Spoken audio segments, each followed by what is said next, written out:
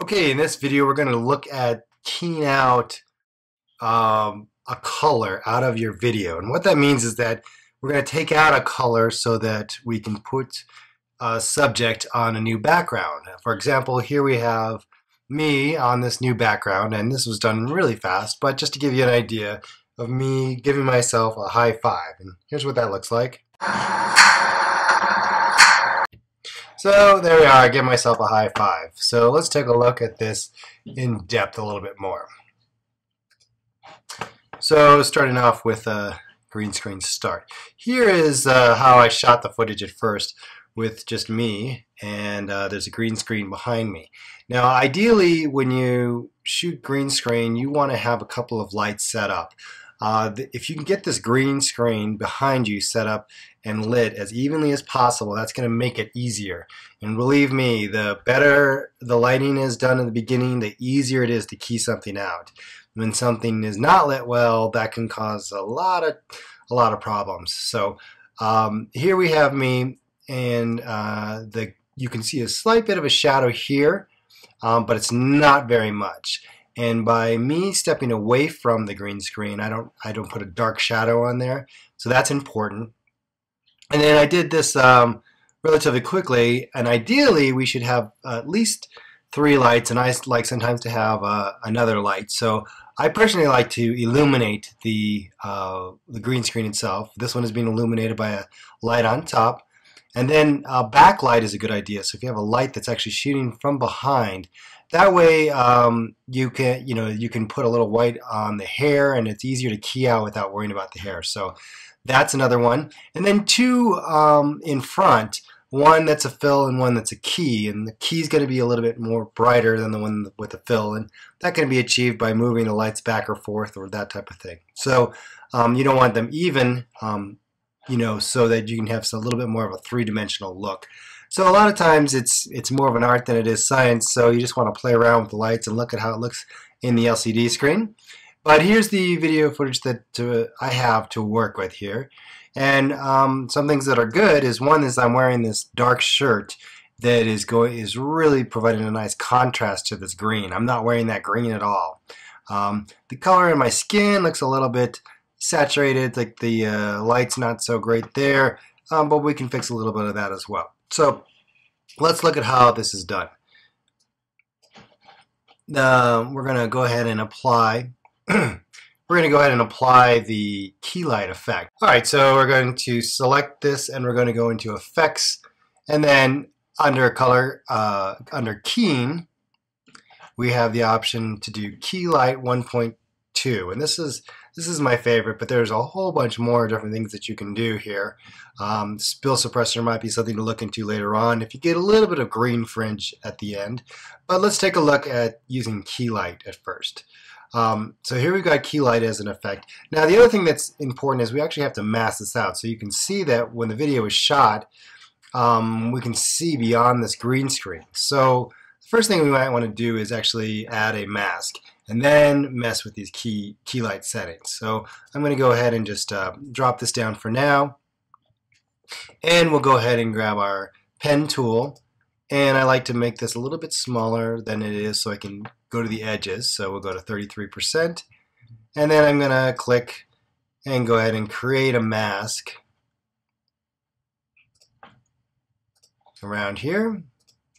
And as soon as I do that, I get rid of all that other area. And you can see I've got just an image behind here.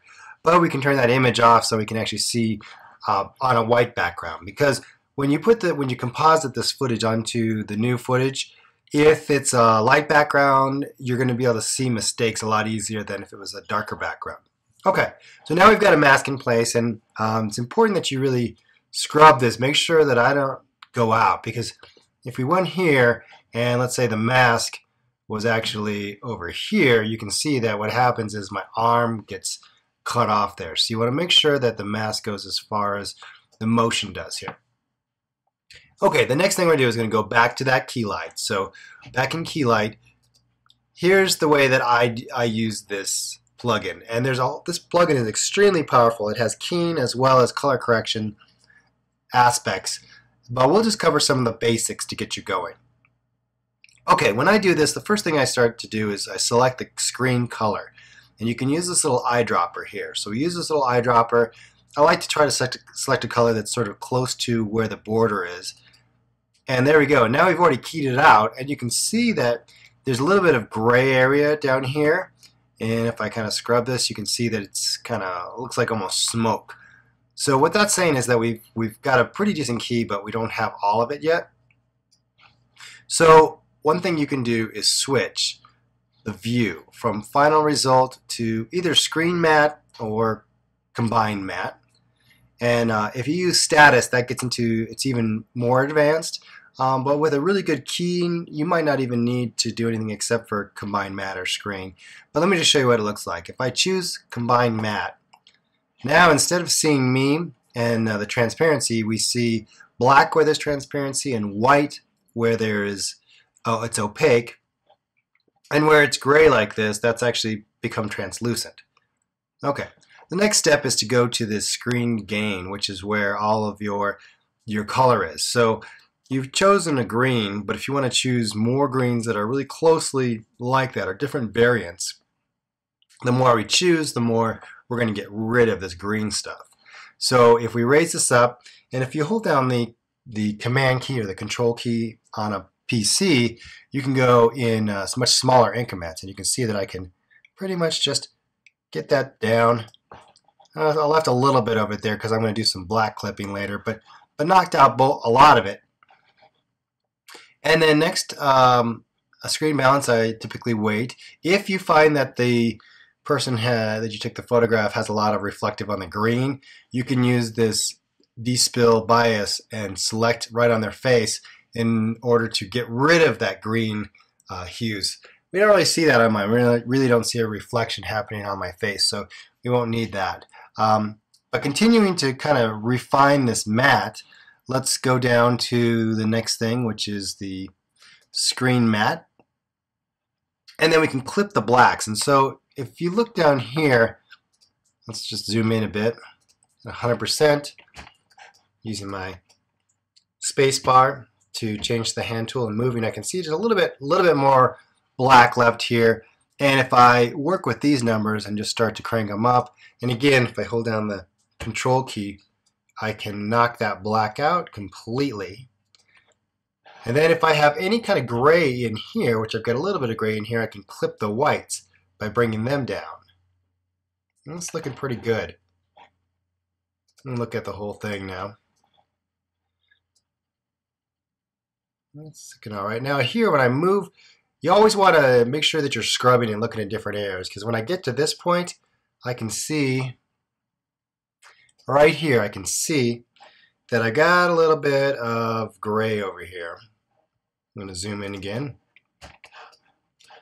So right here, so that means I need to keep working on that white, clipping that white. So I'm going to go ahead and do a little bit more here.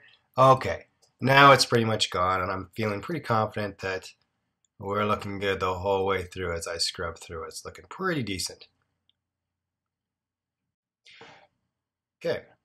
If we wanted to soften any edges, which we don't need to do here, we could work with the rollback, and then you've got all sorts of other options as well.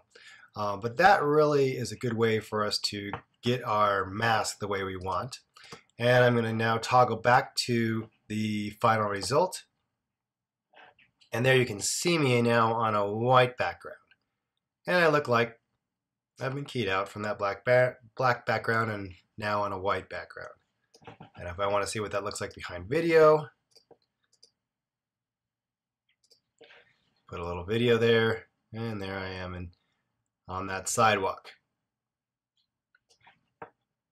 Okay, so now let's do a little bit of work with color correction. I think that I look pretty good here, but I don't think I have extra green in here. I actually think I look a little saturated. So if you go into foreground color correction, and we drop that down, then we can enable color correction here, and I can mess with saturation and contrast. So if I bring up the contrast a little bit, even though it's pretty good, and then I'm going to bring down this saturation, give myself maybe little bit less of that red face. Okay. I think it looks pretty good. And there we go. Now keyed out and some color correction has been done as well.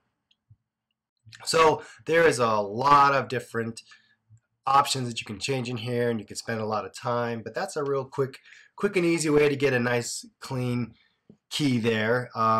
Just to point out with these views, if you were to choose status, that's another option for creating a mat that's even more advanced than the one we just looked at. So anyway, there you are. Have fun, enjoy keying out, and maybe you can high five yourself.